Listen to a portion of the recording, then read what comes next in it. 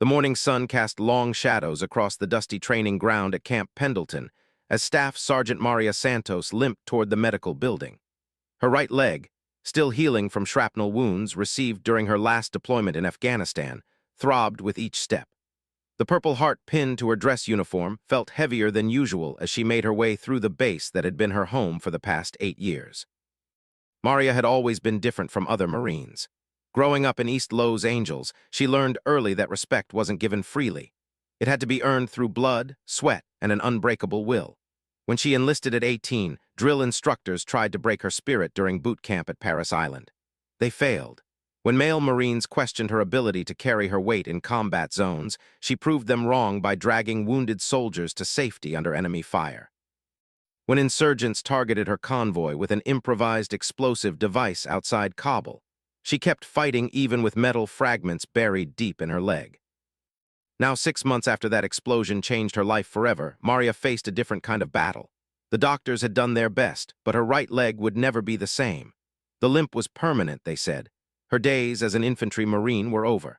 The Corps was offering her a medical discharge with full benefits, a chance to start fresh in civilian life. But leaving the Marines meant abandoning everything she had worked for, everything she was. As she approached the medical building, Maria noticed unusual activity near the Special Operations training area. A group of Navy SEALs were conducting what appeared to be a selection exercise. She recognized the grueling nature of their training from her time working alongside Special Forces units overseas.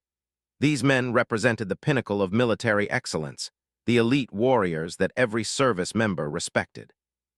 The SEALs were running a timed obstacle course that would challenge even the fittest Marines. Rope climbs, wall scaling, heavy carries, and precision shooting stations stretched across several hundred yards of unforgiving terrain. Maria paused to watch, remembering when she could complete similar challenges without breaking a sweat. Those days felt like a lifetime ago. Lieutenant Commander Jake Morrison noticed the female Marine observing their training. As the senior SEAL instructor overseeing the exercise, he had developed an eye for recognizing fellow warriors. Something about the way this Marine carried herself, despite her obvious injury, caught his attention. Her posture remained straight and proud, her eyes tracked the movements of his men with tactical awareness, and her presence commanded respect even while she stood silently on the sidelines. Jake had heard stories about a female Marine who earned a Purple Heart for extraordinary valor during a convoy attack in Afghanistan. The reports described how Staff Sergeant Maria Santos had continued fighting after being wounded, coordinating medical evacuation for her squad while enemy forces pressed their attack. She had single-handedly held a defensive position for 20 minutes until air support arrived, allowing multiple casualties to be evacuated safely. Her actions saved lives that day, but the cost was her own career. The SEAL instructor made a decision that would surprise everyone present. He called his men to halt their exercise and approached Maria with measured steps. His team watched in confusion as their commander walked toward the wounded Marine. This interruption was completely unexpected, breaking the intense focus that defined their training environment. "Staff Sergeant Santos," Jake said, having read her name tape as he approached. "I'm Lieutenant Commander Morrison. Would you mind if I asked you something?" Maria straightened instinctively, though she didn't salute since they were in a training area rather than a formal setting. "Yes, sir. What can I do for you?" "I've heard about what happened in Afghanistan, about how you saved your squad." Jake's voice carried genuine respect. "My question isn't about that day, though. I'm curious about what you're planning to do next." The directness of his question caught Maria off guard.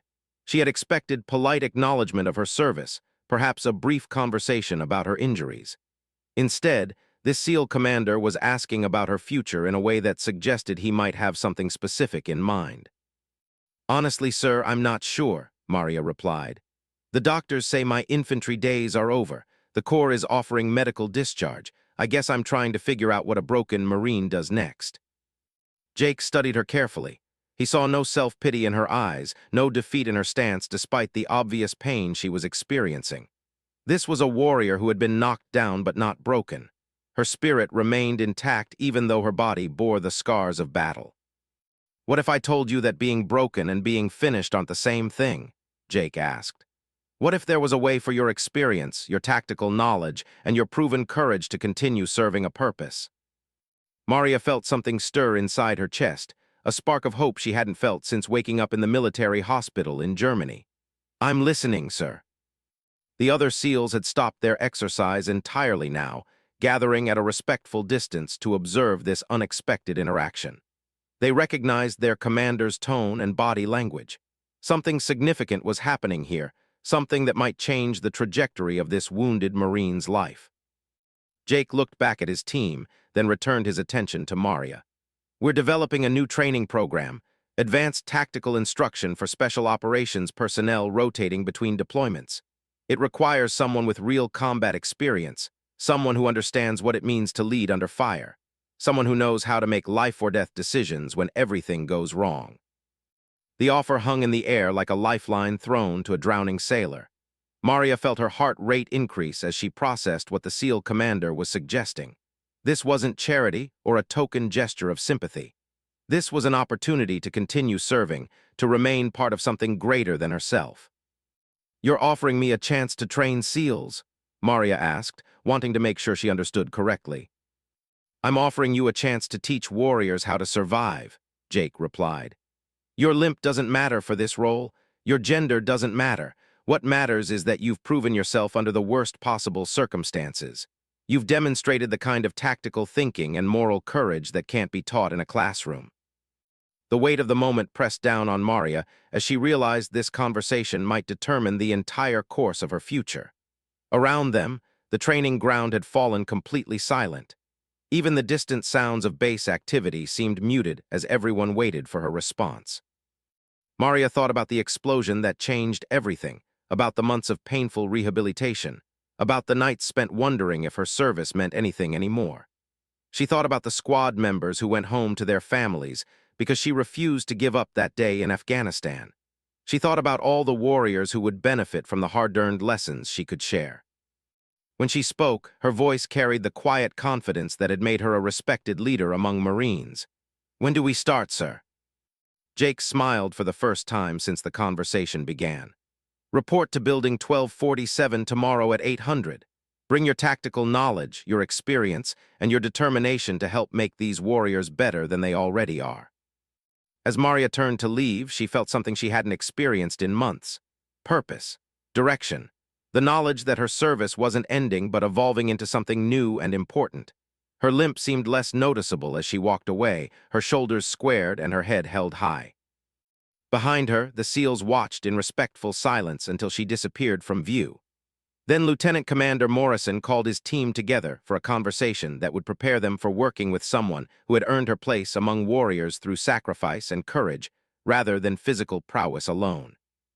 The training ground returned to its normal intensity, but something had changed in the atmosphere. Word would spread quickly through the special operations community about what had just occurred. A wounded female Marine had been offered a position that would make her responsible for training some of the military's most elite warriors. It was unprecedented, unexpected, and exactly the kind of bold decision that defined effective leadership. Maria reached the medical building and paused before entering. Through the windows, she could see doctors and nurses going about their daily routine of healing wounded warriors. Tomorrow, she would begin a new chapter in her own healing process. Not the kind that required bandages and medication, but the kind that came from knowing her sacrifice had meaning and her service would continue in a new form. The sun climbed higher in the California sky as Maria entered the building for what she now knew would be one of her final appointments as a patient. Tomorrow, she would return to these same grounds as an instructor, ready to share the hard-won knowledge that had cost her so much to acquire. The transition from wounded warrior to teacher wouldn't be easy, but nothing worthwhile ever was. Her story was far from over. In fact, it was just beginning to take on a new and unexpected direction that would challenge every assumption about what it meant to serve and lead in the modern military. The SEALs had made their decision based on character rather than physical capability, and that choice would prove to be one of the most important decisions in the development of special operations training doctrine. As Maria disappeared into the medical building, the training ground continued its daily rhythm of preparing warriors for the challenges they would face in defense of their country. But now there was something new in the air, a sense that change was coming, and that it would be led by someone who understood the true cost of service, because she had paid that price herself. Maria arrived at Building 1247 15 minutes early, a habit ingrained from years of military service. The facility housed the Special Operations Training Division, a nondescript concrete structure that belied the sophisticated programs conducted within its walls. As she approached the entrance, she noticed several Navy SEALs gathered near the parking area, their conversation stopping abruptly when they spotted her. The previous night had been sleepless for Maria. Questions swirled through her mind about what exactly her new role would entail, whether the SEALs would accept instruction from an outsider, and if she possessed the knowledge necessary to contribute meaningfully to their already elite training regimen. The Purple Heart on her dress uniform felt like both a badge of honor and a weight of responsibility as she prepared to enter unfamiliar territory. Lieutenant Commander Morrison met her at the security checkpoint, his expression professional but welcoming. "Good morning, Staff Sergeant, ready for the grand tour?" "Yes, sir," Maria replied, following him through corridors lined with photographs depicting special operations missions from conflicts spanning several decades. Each image told a story of courage, sacrifice, and the relentless pursuit of mission success that defined the SEAL community. Their first stop was a briefing room equipped with state-of-the-art technology for tactical analysis and mission planning. Large monitors displayed satellite imagery, communication intercepts, and real-time intelligence feeds from active operations around the world. The sophistication of the setup impressed Maria, though she recognized many of the systems from her own deployment experiences. "This is where we conduct tactical debriefings and scenario analysis," Jake explained. "Your role will involve reviewing actual combat situations, identifying decision points where training could have better prepared our personnel, and developing instructional modules based on real-world challenges." Maria studied the displays showing current hot spots where special operations forces were deployed. Her analytical mind immediately began processing the information, seeing patterns and potential problems that her combat experience helped her recognize. This wasn't theoretical warfare studied in military academies. This was the messy, unpredictable reality of modern conflict, where split-second decisions determined who lived and who died. "How much autonomy will I have in developing curriculum?" Maria asked, understanding that her effectiveness would depend on having genuine authority to implement her ideas rather than serving as a token consultant. "Complete autonomy within mission parameters," Jake replied. "We'll provide you with after-action reports, video footage when available, and direct access to returning personnel for interviews. Your job is to identify training gaps and design solutions. If you determine that current doctrine needs modification, you'll have the authority to recommend changes to senior leadership."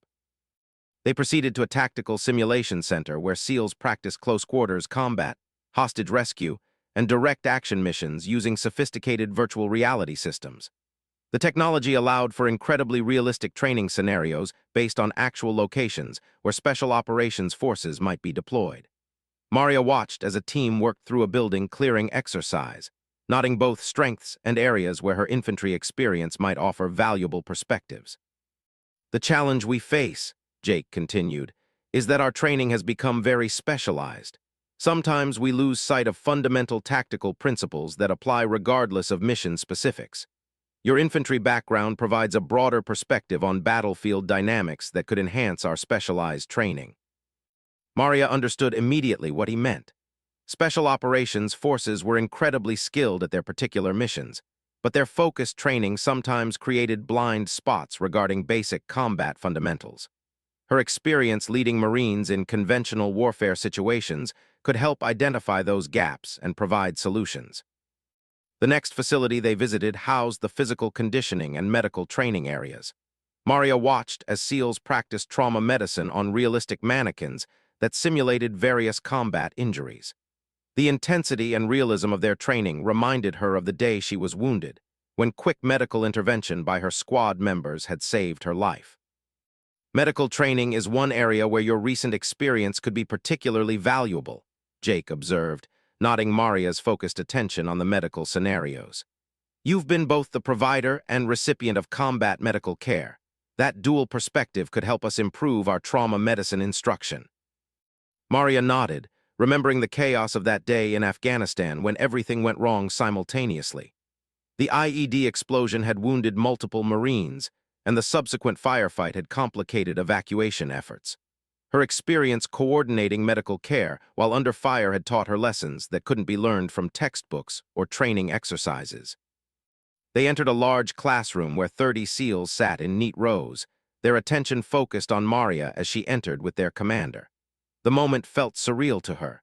6 months ago, she had been fighting for her life in a military hospital. Now she was being introduced to some of the military's most elite warriors as their new instructor. "Gentlemen," Jake announced, "I'd like you to meet Staff Sergeant Maria Santos. She'll be joining our training cadre as a tactical instructor specializing in combat leadership under extreme conditions. Some of you may have heard about her actions in Afghanistan, but I want to be clear about why she's here. She's not here because of her decorations or her injury. She's here because she possesses tactical knowledge and leadership experience that will make you better warriors." The room remained silent as 30 pairs of eyes studied Maria with professional assessment.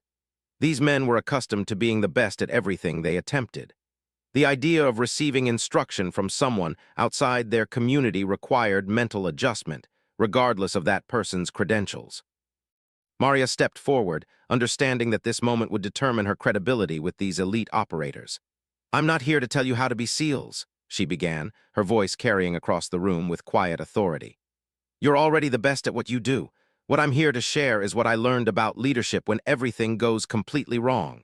When your plan fails, your equipment breaks, and your people are dying around you. That's when tactical theory meets brutal reality, and that's where I might have something useful to teach you." The honesty and directness of her approach began to shift the atmosphere in the room. These were men who respected authenticity and despised pretense. Maria's willingness to acknowledge their expertise while claiming a specific area of knowledge demonstrated the kind of professional confidence they could appreciate. "My first assignment will be analyzing the after-action reports from your last 6 months of operations," Maria continued. "I'll be looking for patterns where unexpected situations created challenges that weren't adequately addressed by existing training protocols. Then we'll develop scenarios that bridge the gap between what you expect to encounter and what actually happens when the enemy doesn't follow your plan." One SEAL raised his hand, and Jake nodded for him to speak. "Staff Sergeant, what makes you think infantry tactics apply to our operations? We deal with very different mission parameters than conventional forces." Maria had anticipated this question and was ready with a thoughtful response. "You're absolutely right that your missions are different, but the fundamental challenge is the same regardless of mission type. When unexpected problems arise, leaders have to make decisions with incomplete information while people's lives hang in the balance. The specific tactics may be different, but the mental process of effective decision-making under extreme stress is universal." The SEAL who asked the question nodded slowly, processing her answer. Around the room, other team members seemed to be reconsidering their initial skepticism. This wasn't someone trying to impose irrelevant doctrine on their specialized operations. This was a warrior who understood the psychological challenges that all combat leaders faced. Jake stepped forward to conclude the introduction. "Staff Sergeant Santos will begin her analysis this week. In 2 weeks, she'll present her initial findings and recommendations to senior leadership. I expect everyone to provide full cooperation with her research and to approach her recommendations with open minds." After the briefing, Maria was escorted to her new office, a small but well-equipped space with access to classified computer systems and secure communication networks. Boxes of after-action reports, video footage, and mission analysis documents awaited her review. The scope of material was overwhelming, representing hundreds of operations conducted by various SEAL teams over the past year. As she settled into her new workspace, Maria felt the familiar sensation of mission focus taking over. This was territory she understood, analyzing complex problems, identifying patterns, and developing solutions.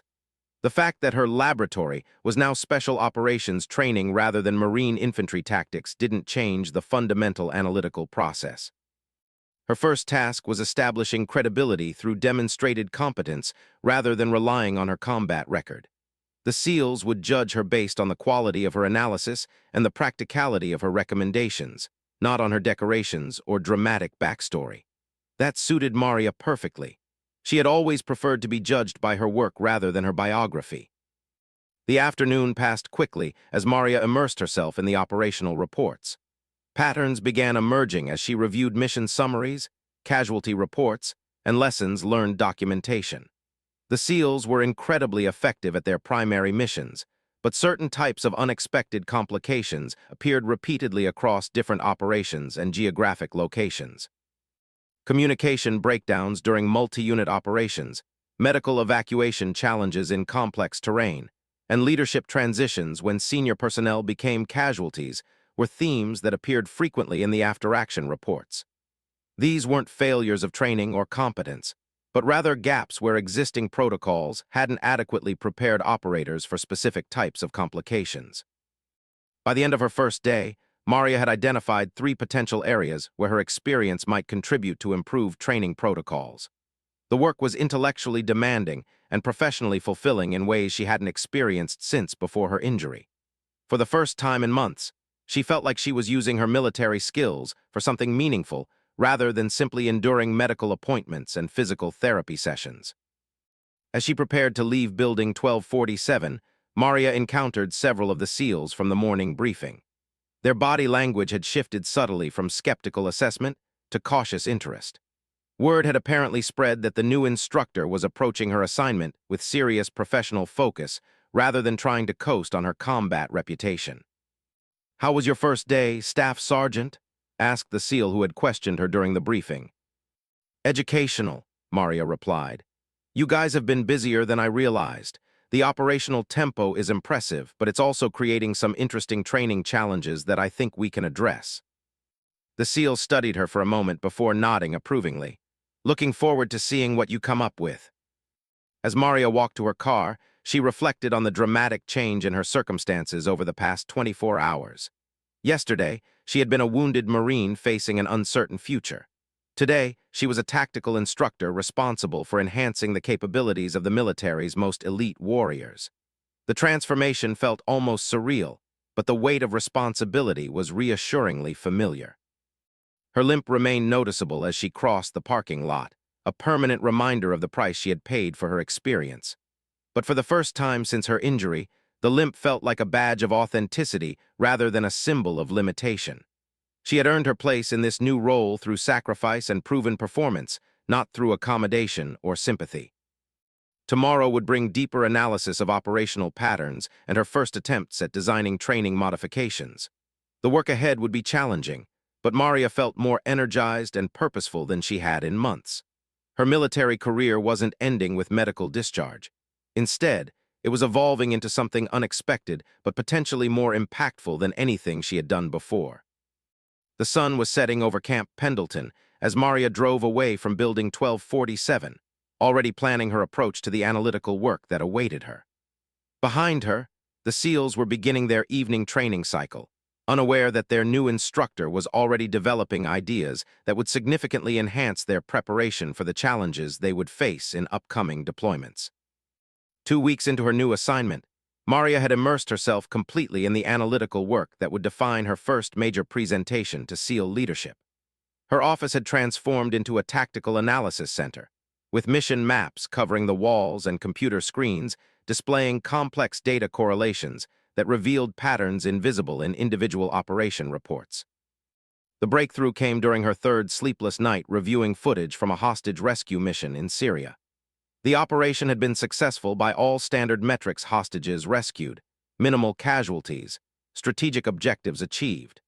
However, Maria's infantry experience allowed her to identify subtle communication breakdowns that had created unnecessary risk during critical phases of the mission.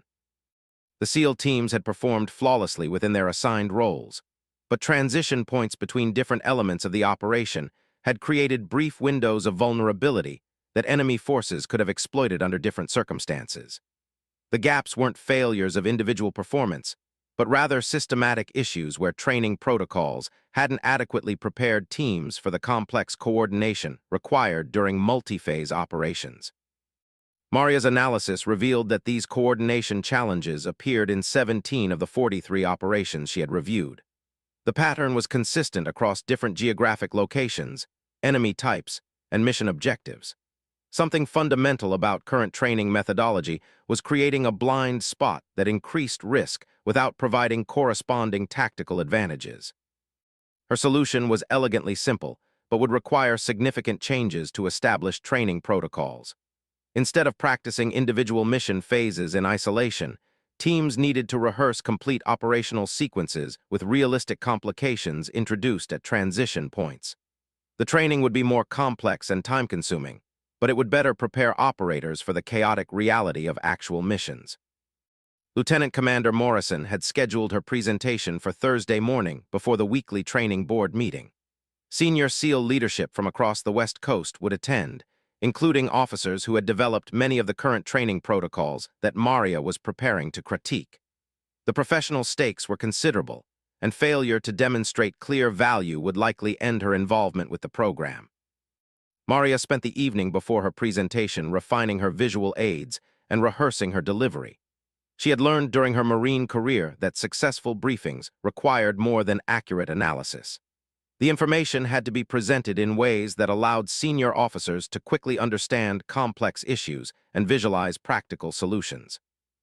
The morning of the presentation, Maria arrived at Building 1247 to find unusual activity throughout the facility. Word had spread through the SEAL community about the female Marine who was analyzing their operations, and curiosity about her findings had drawn attention from personnel beyond those directly involved in the training program. Jake Morrison met her at the entrance to the main briefing room, his expression revealing nothing about what she might expect from the assembled leadership. "You've certainly generated interest," he observed. "Captain Williams flew down from Coronado specifically to hear your presentation. He's the senior training officer for all West Coast SEAL operations." Maria felt the familiar pre-mission nervousness that she remembered from her first combat deployment. This presentation could determine whether her new career path would continue or end before it truly began. The analysis was solid, her recommendations were practical, but military politics could override tactical merit if her approach offended the wrong people. The briefing room held 25 senior officers representing every major SEAL command on the West Coast. Their collective experience included decades of special operations leadership, multiple combat deployments, and responsibility for training the Navy's most elite personnel. Maria scanned their faces as she entered, noting expressions that ranged from professional curiosity to obvious skepticism about what an outsider might contribute to their established programs. Captain Williams, a lean officer whose weathered features reflected years of demanding assignments, sat in the front row with arms crossed and an expression of polite doubt. His body language suggested someone who was attending the briefing out of courtesy rather than genuine expectation that useful information would be presented. "Gentlemen," Jake announced, "Staff Sergeant Santos will present her analysis of operational patterns and training recommendations based on her review of recent mission data. She's had access to all relevant materials and has conducted extensive interviews with returning personnel." Maria moved to the front of the room with confidence that masked her internal nervousness. Her opening slide displayed a map showing locations of all 43 operations she had analyzed, with color coding that indicated mission types and outcomes. The visual immediately conveyed the scope of her research and established her credibility through demonstrated thoroughness. "Over the past 2 weeks, I've analyzed 43 special operations missions conducted by West Coast SEAL teams," Maria began. "My focus has been identifying patterns where unexpected complications created challenges that current training protocols don't adequately address. What I found surprised me, and I believe it will surprise you as well." Her next slide showed a detailed timeline of the Syrian hostage rescue mission, with annotations highlighting communication gaps that had occurred during transition phases.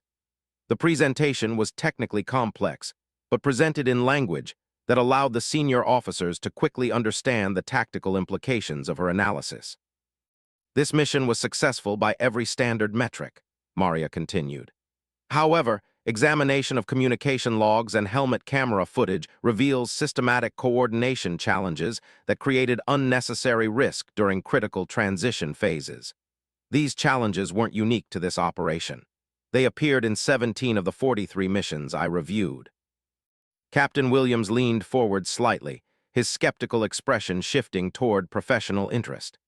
The data Maria was presenting contradicted his assumptions about the effectiveness of current training protocols, but her analysis was too detailed and systematic to dismiss easily. Maria's presentation continued with examples from other operations where similar coordination gaps had created complications. Her infantry experience allowed her to identify patterns that hadn't been apparent to personnel who were too close to the specialized details of SEAL operations. The perspective she brought was genuinely different from internal analysis, and that difference was proving valuable. The fundamental issue, Maria explained, is that current training protocols prepare teams excellently for individual mission phases, but don't adequately rehearse the coordination challenges that occur during transitions between phases. Real missions are continuous operations where unexpected problems arise at the worst possible moments, but our training treats them as sequences of separate activities.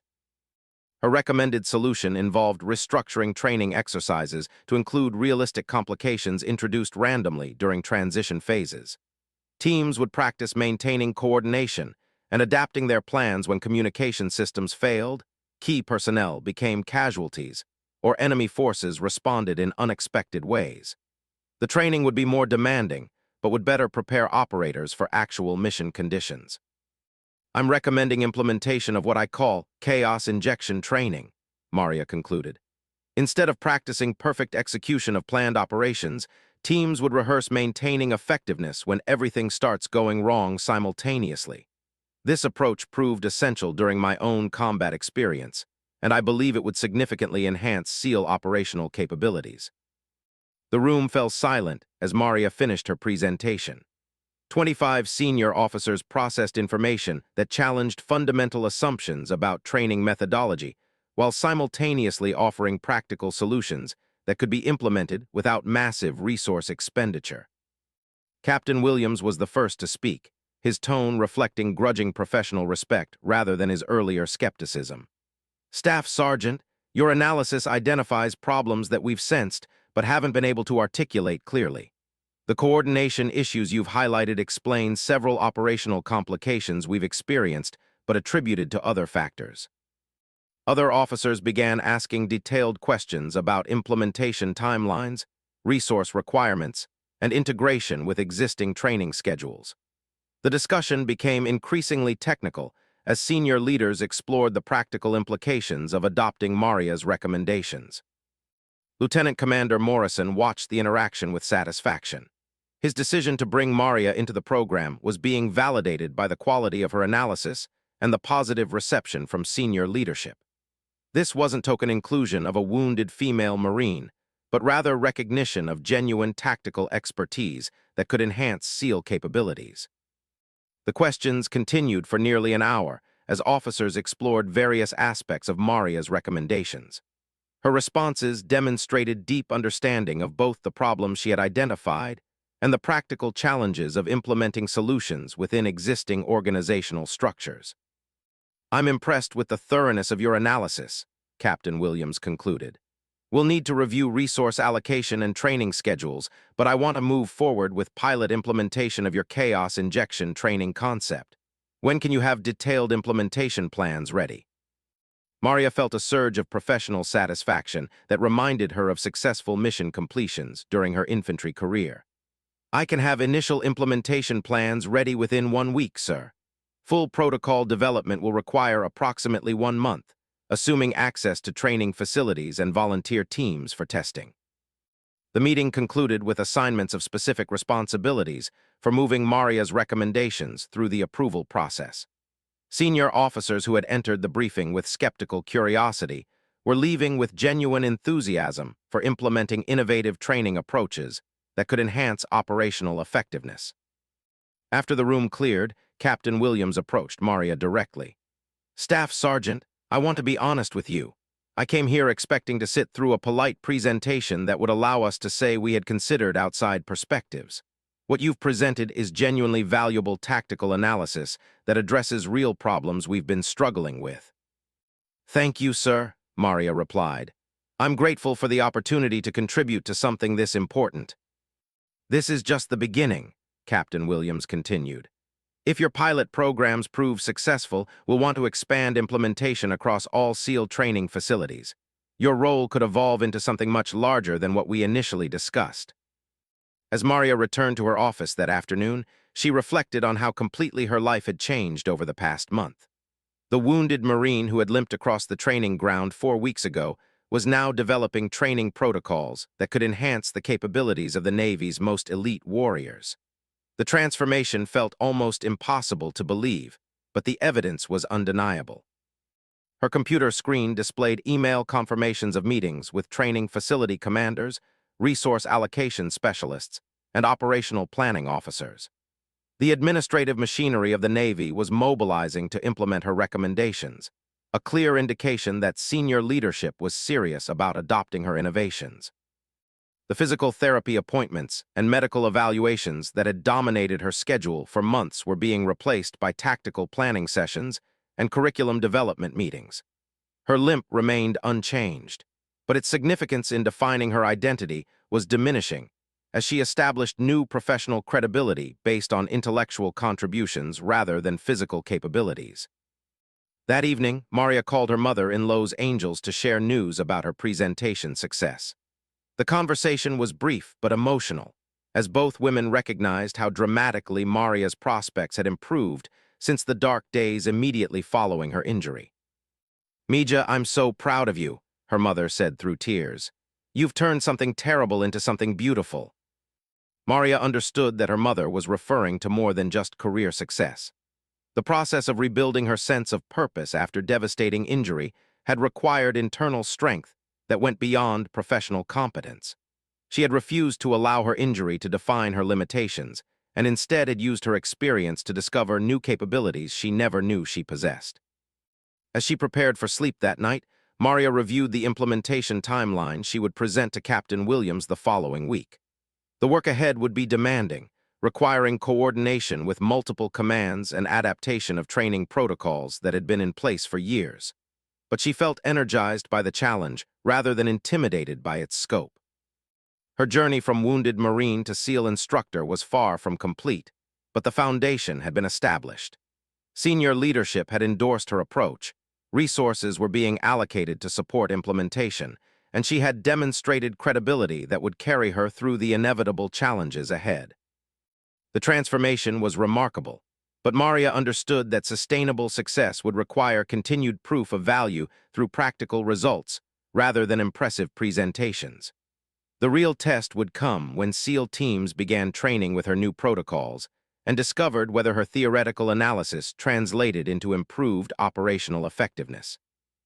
Tomorrow would bring the detailed planning work necessary to transform her recommendations into reality.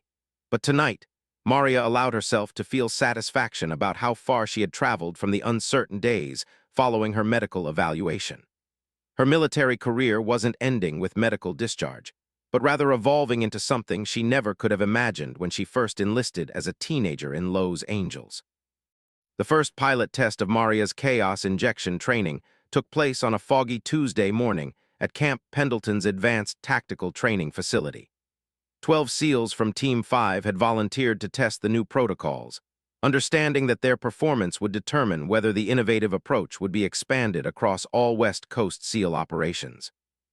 Maria stood in the operations center overlooking the training complex, watching multiple video feeds as the volunteer team prepared for what they believed would be a standard building clearance exercise. What they didn't know was that she had worked with the training staff to design 17 different complications that could be introduced randomly throughout the operation, simulating the kind of chaotic conditions that characterized real combat situations. Lieutenant Commander Morrison joined her at the observation station, carrying coffee and displaying the nervous energy that preceded any significant test of new procedures. "Your protocols have certainly generated discussion among the training cadre," he observed. "Some instructors are excited about the innovation, while others worry we're introducing unnecessary complexity into proven methods." "Change is always uncomfortable," Maria replied, monitoring communication logs as the SEAL team established their initial positions. "But complexity is exactly what these operators face in real missions. If our training doesn't prepare them for chaos, we're doing them a disservice." The operation began routinely as the 12 SEALs moved through the simulated urban environment with textbook precision. Their communication was crisp, their movements coordinated, and their tactical discipline exemplary. For the first 15 minutes, everything proceeded exactly as their training had prepared them to expect. Then Maria activated the first complication. The primary communication system suddenly failed during a critical coordination phase, forcing team leaders to adapt their plans using backup communication methods while maintaining operational tempo. Maria watched as confusion rippled through the team before their training kicked in and they adapted to the new challenge. Communication failure, switched to backup protocols, the team leader announced, his voice carrying the tension of unexpected complications but remaining controlled and professional. The SEALs adjusted effectively to the communication challenge, but Maria wasn't finished testing their adaptability. As they approached the target building, she introduced a second complication. Intelligence reports indicating civilian hostages in an area previously believed to be clear of non-combatants. This change forced the team to completely revise their entry strategy while maintaining operational security and managing the stress of unexpected mission complexity. Maria observed their decision-making process carefully, noting how individual operators responded to leadership direction when their original plans became invalid. "This is more realistic than anything we've done before," commented Senior Chief Martinez, the most experienced SEAL on the volunteer team. His voice carried both frustration and appreciation as he coordinated the team's adaptation to changing circumstances. The training exercise continued with additional complications introduced at carefully planned intervals. Medical evacuations complicated by equipment failures, leadership transitions when simulated casualties removed key personnel, and intelligence updates that changed fundamental mission parameters tested every aspect of the team's training and adaptability. Maria's analysis wasn't focused solely on whether the SEALs successfully completed their mission objectives. More importantly, she was studying how they maintained coordination and made decisions when their perfect plans encountered imperfect reality. The data she collected would determine whether chaos injection training actually improved operational effectiveness or simply added stress without corresponding benefits. By the conclusion of the 4-hour exercise, the volunteer team had faced challenges that compressed weeks of typical operational complications into a single training session. They had adapted successfully to most situations, but the exercise had also revealed coordination gaps and decision-making delays that wouldn't have been apparent during conventional training. The debrief session that followed was unlike any post-training discussion the SEALs had experienced. Instead of reviewing tactical procedures and discussing areas for improvement, they found themselves analyzing their psychological responses to unexpected stress and examining how chaos affected their ability to maintain situational awareness. "I've never been forced to think that fast during training," admitted Petty Officer Jackson, a veteran of 3 combat deployments. "Real missions have that kind of unpredictability, but we don't usually practice managing it systematically." Maria facilitated the discussion with questions designed to help the operators understand how they could better prepare themselves mentally for the coordination challenges they would face during actual missions. Her approach was collaborative rather than instructional, recognizing that these experienced warriors had valuable insights about their own performance that could enhance future training protocols. "What I'm hearing," Maria summarized, "is that the chaos injection approach forced you to practice skills that you use in real operations but don't typically rehearse during training. The question is whether that practice would make you more effective in actual missions."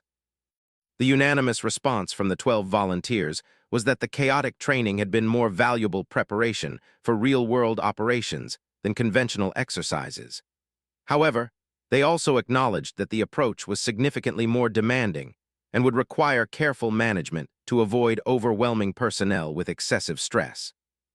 Captain Williams arrived for the final debrief, having monitored portions of the exercise remotely from his headquarters at Naval Special Warfare Command. His presence indicated the importance that senior leadership placed on the pilot test results and their implications for future training development. "Staff Sergeant Santos," Captain Williams addressed Maria directly, "I want your honest assessment. Did this approach achieve what you hoped it would?" Maria had spent the previous hour reviewing performance data, communication logs, and feedback from the volunteer team. Her response would influence decisions that could affect training for thousands of SEAL operators over the coming years. "Yes, sir, but with important qualifications," Maria replied. The chaos injection training revealed coordination challenges that wouldn't have appeared during conventional exercises, and it forced operators to practice decision-making skills under realistic stress levels. However, the approach needs refinement to ensure we're building confidence rather than creating anxiety. Her balanced assessment reflected the analytical rigor that had earned respect from SEAL leadership. Maria wasn't advocating for her innovations simply because she had developed them, but rather providing objective evaluation of their effectiveness based on measurable results. The discussion that followed involved detailed analysis of specific incidents during the exercise, examination of communication patterns under stress, and consideration of how the training approach could be optimized for different mission types and experience levels. "I'm convinced that this approach adds value to our training program," Captain Williams concluded. "However, implementation needs to be gradual and systematic. We'll expand the pilot to include 3 more teams over the next month, with modifications based on today's lessons learned."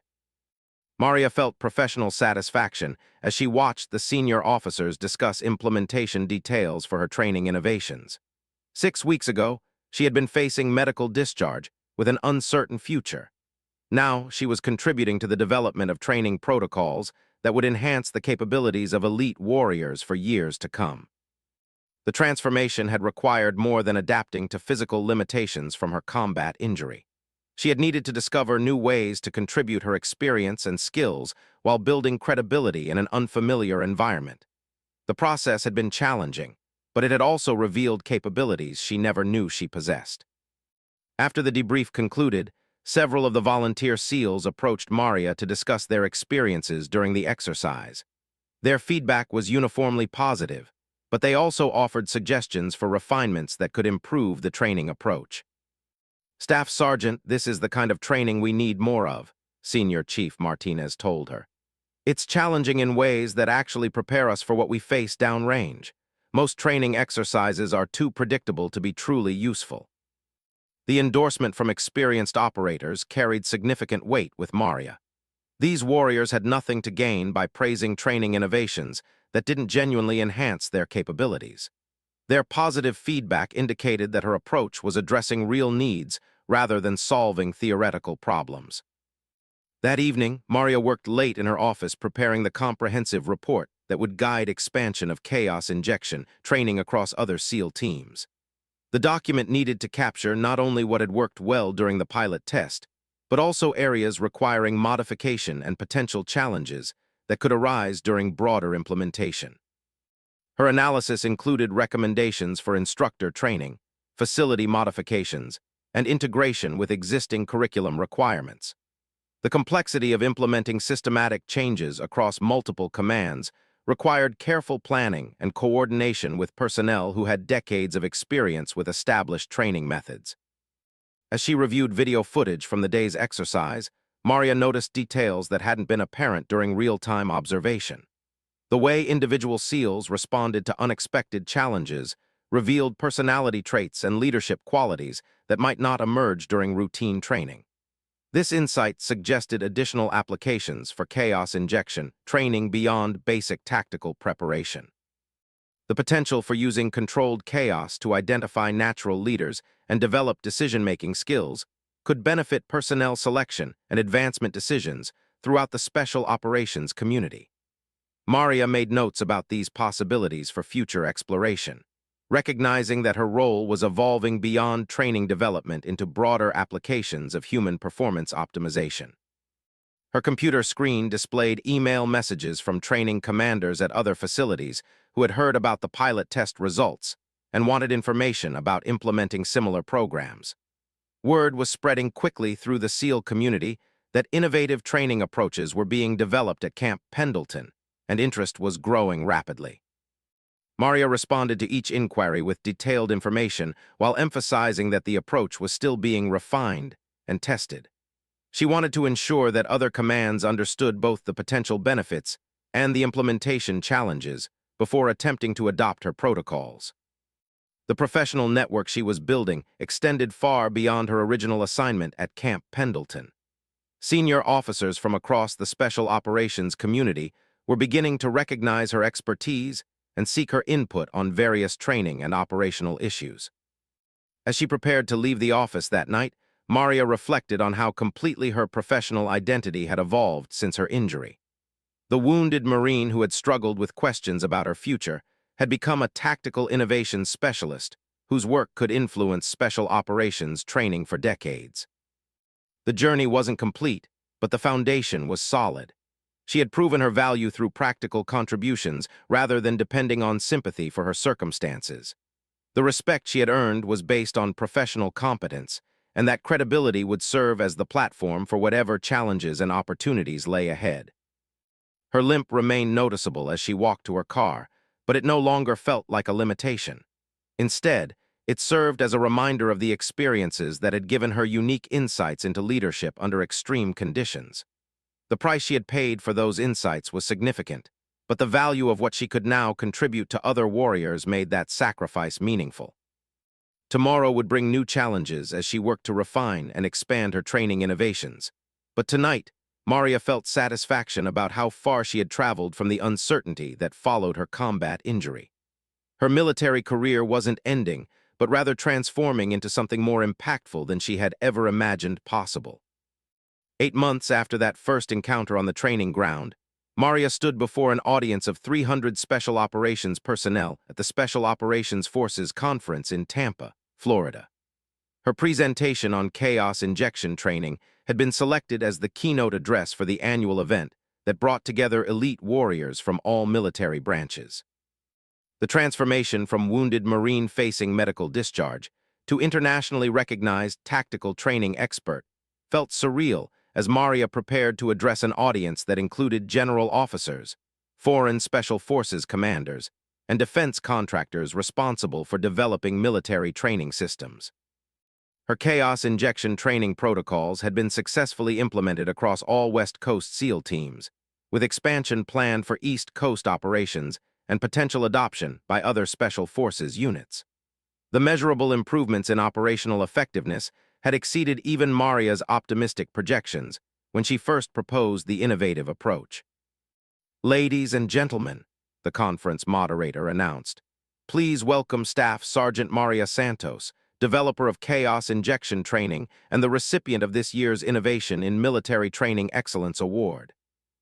The standing ovation that greeted her was unlike anything Maria had experienced during her military career. These were warriors who understood the significance of training innovations that could save lives and enhance mission success rates. Their applause represented professional recognition from the most elite military community in the world. Maria approached the podium with confidence earned through proven results rather than theoretical presentations. Over the past months, her training protocols had been tested in actual combat operations, and the feedback from returning SEAL teams had consistently confirmed that chaos injection training better prepared operators for the unpredictable challenges they faced in real missions.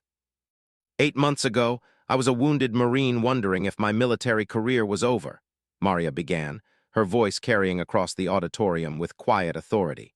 Today, I'm here to share how that injury led to insights that have enhanced the training of our most elite warriors. Sometimes our greatest setbacks create opportunities for our most significant contributions. Her presentation included video footage from recent training exercises showing SEAL teams adapting to complex scenarios that would have overwhelmed them before implementing chaos injection protocols.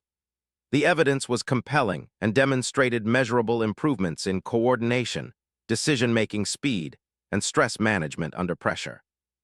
The fundamental principle, Maria explained, is that we cannot prepare warriors for chaos by training them only in controlled environments. Real combat is unpredictable, chaotic, and unforgiving. Our training must reflect those realities if we want to give our people the best possible preparation for what they'll actually face.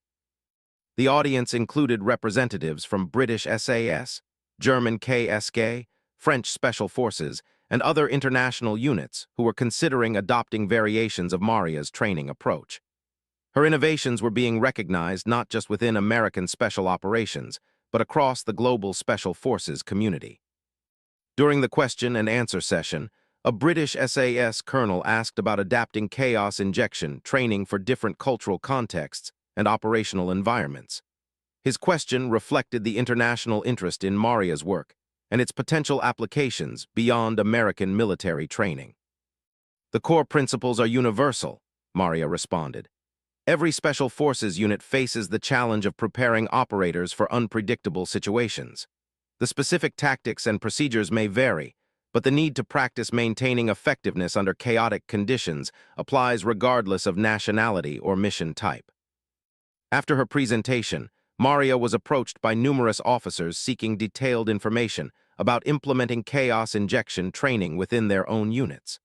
The conversations that followed were professionally gratifying as experienced commanders shared stories about training challenges that her approaches might address.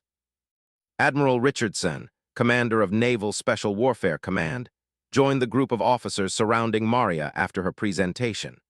His presence indicated the highest levels of Navy leadership were paying attention to her work and its implications for future special operations training. Staff Sergeant Santos, Admiral Richardson addressed her directly, your innovations have generated interest far beyond what we initially anticipated. I'd like to discuss expanding your role to include development of training protocols for other special operations communities. The offer represented another dramatic evolution in Maria's career trajectory. From SEAL instructor to advisor for all special operations training would position her as one of the most influential tactical training experts in the American military. I'm honored by the opportunity, sir, Maria replied. What specific areas would you like me to focus on? We're particularly interested in applying your chaos injection approach to joint operations training, Admiral Richardson explained. When SEALs, Rangers, Special Forces, and other units operate together, coordination challenges become even more complex. Your expertise could help us develop training that better prepares different units to work effectively together. The possibility of working on joint special operations training excited Maria professionally. The coordination challenges that arose when different elite units attempted to work together represented some of the most complex tactical problems in modern warfare. Her analytical skills and innovative thinking could contribute significantly to solving these challenges. Following the conference, Maria returned to Camp Pendleton with a mandate to develop training protocols for joint special operations that could be implemented across all military branches. The scope of her new assignment dwarfed anything she had previously undertaken and would require coordination with training commands throughout the Department of Defense. Her office had been relocated to a larger facility with additional staff support and access to classified planning networks that connected her with special operations commands worldwide. The infrastructure reflected the importance that senior leadership placed on her work and their commitment to supporting its continued development. The first major challenge involved analyzing operational data from joint missions to identify coordination patterns and failure points that could be addressed through improved training. Maria spent weeks reviewing classified after-action reports from operations involving multiple Special Forces units, looking for systemic issues that affected mission effectiveness. Her analysis revealed that joint operations failed most frequently during transition phases when control shifted between different units, or when unexpected complications required rapid coordination between teams that trained separately. These findings paralleled her earlier discoveries about SEAL operations, but were magnified by the complexity of coordinating between different military cultures and training backgrounds. The solution Maria developed involved creating joint training scenarios where different special operations units practiced working together under chaotic conditions designed to stress test their coordination abilities. The training would be more complex than anything previously attempted, but would better prepare elite units for the coordination challenges they faced during real joint operations. Implementation required negotiations with training commanders from Army Special Forces, Air Force Special Operations, and Marine Special Operations Command. Each service had established training protocols and institutional preferences that needed to be considered while developing joint standards that all communities could accept. Maria's reputation from her success with SEAL chaos injection training provided credibility that smoothed many of these negotiations. Senior officers who had initially been skeptical about coordinating with other services became more cooperative when they saw evidence of her analytical rigor and practical focus on operational effectiveness. The first Joint Chaos Injection training exercise took place at the Joint Readiness Training Center in Louisiana, involving 12 operators each from SEALs, Army Rangers, Green Berets, and Marine Raiders. The exercise tested their ability to coordinate complex operations while adapting to multiple complications introduced throughout the mission. Maria observed the exercise from the Joint Operations Center, monitoring communication patterns and coordination effectiveness as the different units encountered challenges designed to stress-test their ability to work together under pressure. The complexity of managing 4 different military cultures simultaneously proved even more challenging than she had anticipated. However, the results exceeded expectations. By the end of the week-long exercise, the joint team was coordinating more effectively under stress than most single-service units achieved during conventional training. The chaos injection approach had forced rapid development of cross-service communication skills and mutual understanding that would have taken months to develop through traditional training methods. The success of Joint Chaos Injection training led to rapid expansion across multiple training facilities and its adoption as standard protocol for all Joint Special Operations preparation. Maria found herself traveling constantly between different bases, working with training commanders to adapt her protocols for various operational requirements and unit combinations. Her influence extended beyond training development as senior leaders began seeking her input on operational planning and strategic decisions. The analytical skills that had made her an effective training innovator proved equally valuable for broader military planning challenges. A year after her first meeting with Lieutenant Commander Morrison, Maria was promoted to Gunnery Sergeant and assigned as Senior Tactical Training Advisor to the Joint Special Operations Command. Her office at Fort Bragg positioned her at the center of special operations planning for the entire American military. The wounded Marine who had limped across a training ground wondering about her future had become one of the most influential tactical experts in the special operations community. Her journey from injury to innovation had transformed not only her own career, but also the training that prepared elite warriors for their most dangerous missions. Maria's story became well known throughout the military as an example of how setbacks could be transformed into opportunities for significant contributions. Her experience demonstrated that physical limitations didn't determine a warrior's ultimate value, and that different types of service could be equally meaningful. The chaos injection training protocols she developed continued evolving as new operational challenges emerged and technology advanced. Her original insights about the need to practice maintaining effectiveness under chaotic conditions remained relevant as the foundation for increasingly sophisticated training approaches. During quiet moments in her office at Fort Bragg, Maria sometimes reflected on the journey that had brought her from that painful morning at Camp Pendleton to her current position as one of the military's most respected tactical innovators. The physical pain from her combat injuries had largely subsided, but the emotional scars had transformed into sources of strength and perspective that enhanced her ability to help other warriors. Her limp remained noticeable, a permanent reminder of the price she had paid for the experiences that made her contributions possible. But the limp no longer defined her limitations. Instead, it served as a symbol of resilience and the potential for transformation that existed even in the most challenging circumstances. The Special Operations Forces Conference, where she had delivered the keynote address, had become an annual invitation, with international audiences growing each year, as chaos injection training was adapted by military forces worldwide. Her influence had extended far beyond what anyone could have imagined when Lieutenant Commander Morrison first approached her on that training ground.